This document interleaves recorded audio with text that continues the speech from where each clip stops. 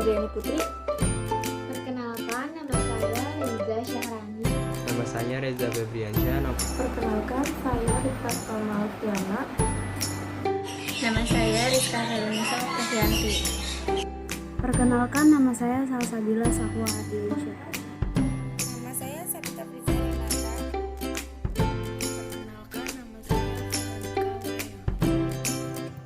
Perkenalkan, nama saya Wibi Fernan Rahmansyah.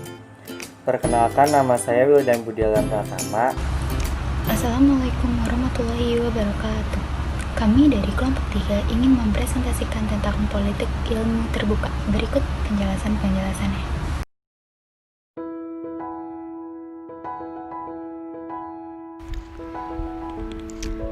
Pengertian politik pintu terbuka.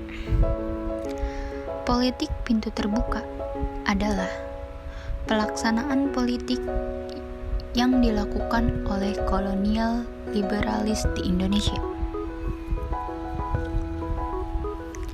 Pada politik pintu terbuka ini, golongan liberal Belanda mempunyai pendapat kalau kegiatan ekonomi yang ada di Indonesia harus ditangani oleh pihak lain atau pihak swasta. Sedangkan pemerintah cukup menjadi pengawas saja dalam pelaksanaan ekonomi yang berjalan di Indonesia tersebut. Hal ini terjadi karena di tahun 1860, politik batik slot atau pencari keuntungan besar mendapatkan pertentangan dari golongan liberalis dan juga humanitaris. Hal tersebut membuat liberal kapital mendapat kemenangan dengan memperoleh dukungan terbanyak di parlemen.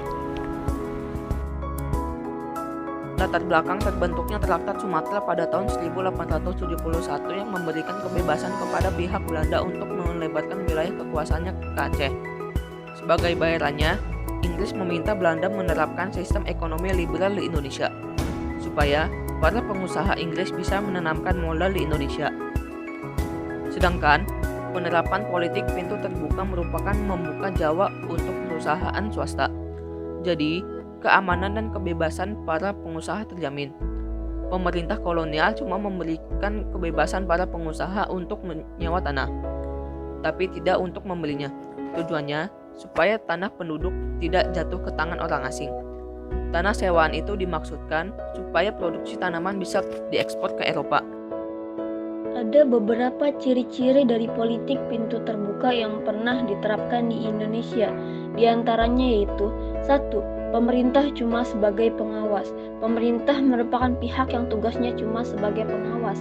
Artinya, pihak swasta mempunyai kuasa penuh dalam menjalankan dan mengontrol jalannya perekonomian yang ada di suatu negara.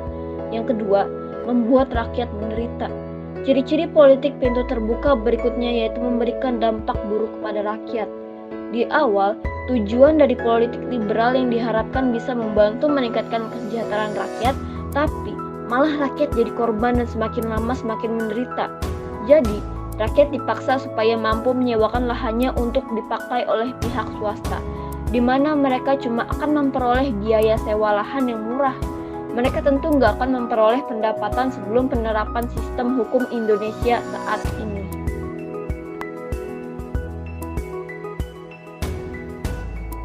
Tiga, keuntungan melimpah bagi pihak swasta. Pihak swasta yang mempunyai kendali dan pengaruh penuh terhadap perekonomian yang ada di suatu negara. Dampaknya, pihak swasta yang nanti akan dapat keuntungan yang melimpah ruah, di mana mereka memperoleh keuntungan tersebut dari hasil perkebunan yang ada di Indonesia.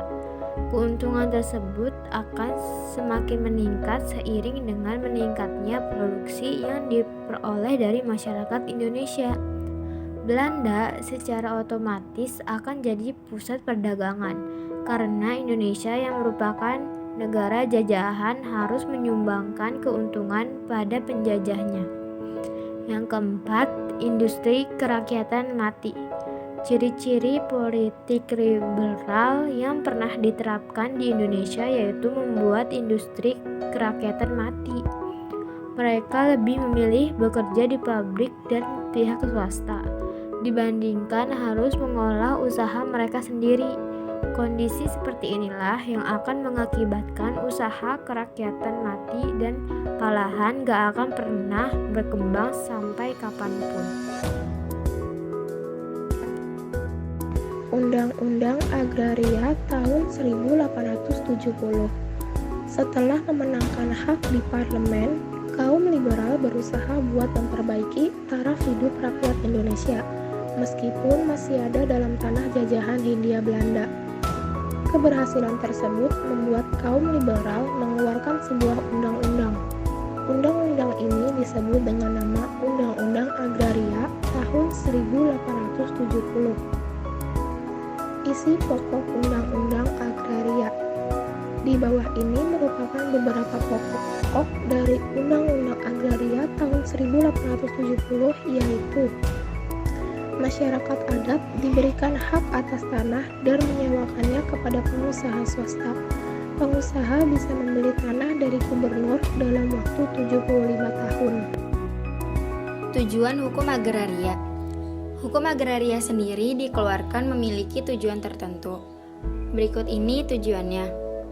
Tujuan yang pertama, memberi kesempatan dan jaminan pada swasta asing atau Eropa untuk membuka usaha dalam bidang perkebunan di Indonesia.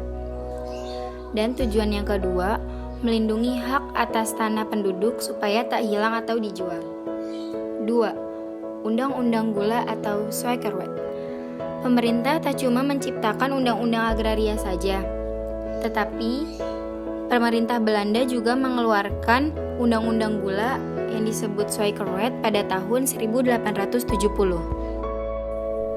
Tujuan dibuatnya Undang-Undang Gula atau Suikerwet yaitu untuk memberikan kesempatan yang jauh lebih luas bagi para pengusaha-pengusaha perkebunan gula untuk berkembang.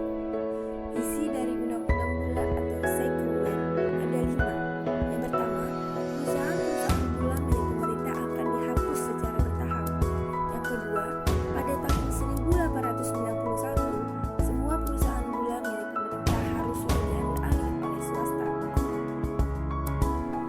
Yang ketiga, sewa hanya dapat dilakukan antara 1 sampai 2 tahun. Yang keempat, uang sewa sebesar hasil dari 1 kali panen petani kalau tanah itu dikerjakan oleh petani. Yang kelima, investor asing wajib mengadakan perjanjian langsung atau kontrak dengan petani. Kemunculan Undang-Undang Agraria dan Undang-Undang Gula di tahun 1870 membuat banyak perusahaan swasta asing mempunyai niat dan keinginan untuk menanamkan modal di Indonesia, baik dalam usaha perkebunan maupun pertambangan. Dampak politik pintu terbuka untuk rakyat Indonesia dan Belanda adalah yang pertama, politik pintu terbuka pada awalnya bertujuan agar bisa memperbaiki kesejahteraan rakyat, tapi malah membuat rakyat semakin menderita. Yang kedua, rakyat semakin sengsara dan menderita dikarenakan eksploitasi besar-besaran terhadap sumber pertanian dan tenaga manusia. Rakyat mulai mengenal sistem upah dengan uang, juga mengenal barang-barang impor dan ekspor. Industri pribumi mati, karena para pekerjanya pindah bekerja ke pabrik-pabrik dan perkebunan. Munculnya pedagang perantara di mana mereka pergi ke daerah pedalaman buat mencari hasil pertanian yang kemudian dijual kepada grosir.